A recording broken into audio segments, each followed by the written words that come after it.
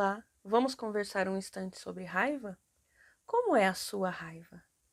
Como você a sente? Será que ela está associada a uma sensação corporal para você? A minha, por exemplo, eu sinto quase como se fosse uma bola de fogo querendo me engolir. Então eu sinto uma necessidade urgente naquele momento de fazer algo, porque é melhor que eu engula o outro do que essa bola me engula. Mas e você? Como é a sua sensação de raiva? Será que tem alguns assuntos que te suscitam, né? Te trazem mais a raiva à tona? Será que algumas vivências? Será que alguma coisa que você observa no mundo? É importante que você faça essa observação, essa ampliação, né? Na teoria junguiana, nós acreditamos que nenhum sentimento ele é ruim. Vai depender muito mais da forma como esse sentimento se manifesta e principalmente como você o vive.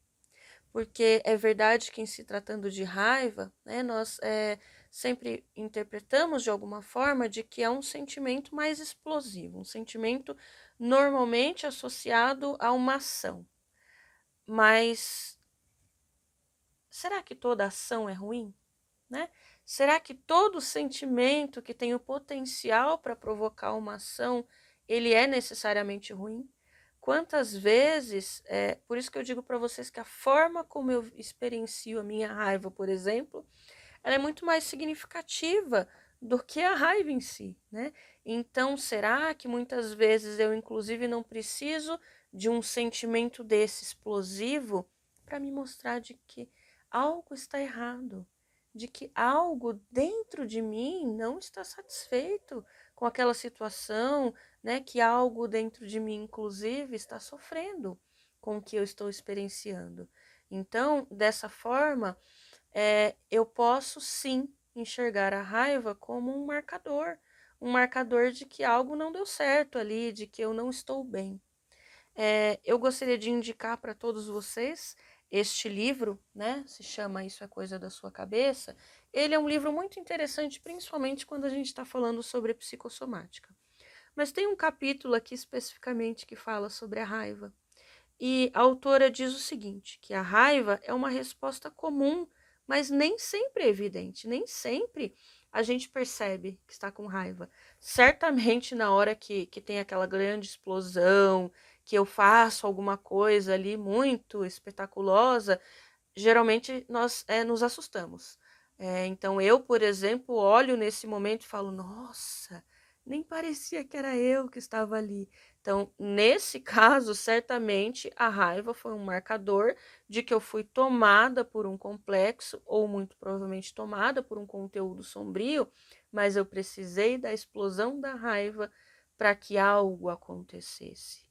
Ou até para que eu identificasse aquele conteúdo sombrio que vai saber há quanto tempo estava ali escondidinho, só esperando o momento certo de aparecer. Ou talvez até para me livrar de uma situação inconveniente, eu precisei deste recurso. Mas mais um pouquinho do que a autora diz. A raiva, ela tem um propósito. Então, eu digo de novo para vocês, nenhum sentimento é ruim, mas eles são necessários. Eles que fazem a gente ter vida. No fim das contas é isso, né? Então, a raiva, ela tem um propósito, como qualquer outro sentimento. E esse propósito geralmente está ligado a dizer a nós mesmos ou dizer ao outro que eu não estou bem. Mas temos que tomar muito cuidado no que se refere à raiva, porque ela é altamente capaz, como qualquer sentimento, né? Mas aqui estamos falando de um sentimento explosivo. Então, ela é muito capaz de provocar sintomas psicossomáticos, ela é muito capaz de fazer um estrago no entorno, seja num relacionamento, seja no meu trabalho. Então, estamos falando aqui diretamente sobre a questão de olhar para a nossa sombra. Talvez olhar para a minha sombra comece justamente entendendo para que essa minha raiva. Então, talvez, se eu fizer aquilo que certamente Jung fez tantas vezes, se eu me sentar para tomar um cafezinho com a minha raiva, vem cá, né? Porque normalmente a gente, não, eu não posso ter raiva, eu tenho que ser uma pessoa muito fina, muito agradável, muito delicada. Ok, eu posso ser isso também. Mas talvez o caminho que o Jung nos propõe, vamos sentar e tomar um cafezinho? Vem cá, raiva, vamos conversar um instante. Claro que isso metaforicamente, né? Vamos conversar e o que você tem para me contar? Por que você está me visitando, né? Eu posso, inclusive, conversar dessa forma e entender o para que essa minha raiva tá ali aparecendo naquele momento, né? Não podemos nos esquecer também que a raiva muitas vezes está se tratando, ou na maioria das vezes, está se tratando, ela está me falando sobre medo e dor. Na maioria das vezes, pela minha experiência clínica, eu pude perceber que a raiva nada mais é do que o medo e a dor numa outra embalagem. Então, pensando nesse contexto de medo, né? É muito comum a gente até observar isso no comportamento dos animais. Qual aquele que vai ser mais agressivo, mais raivoso? Aquele que está sofrendo. Aquele que muitas vezes não teve o amor, aquele que tem medo do mundo, que tem medo dos relacionamentos, no fim, que tem medo da dor. Ninguém quer sofrer. Mas nós não podemos esquecer, quando falamos desses sentimentos sombrios, né? Sombrios no sentido que nós colocamos eles nesse lugar de algo negativo, nós escondemos lá na nossa sombra, né? Esses sentimentos todos, eles são ruins, sem dúvida. Não tenho dúvida que sentir medo, sentir dor, sentir raiva são desagradáveis em certo ponto, mas eles podem sim ser transformados em algo muito maior.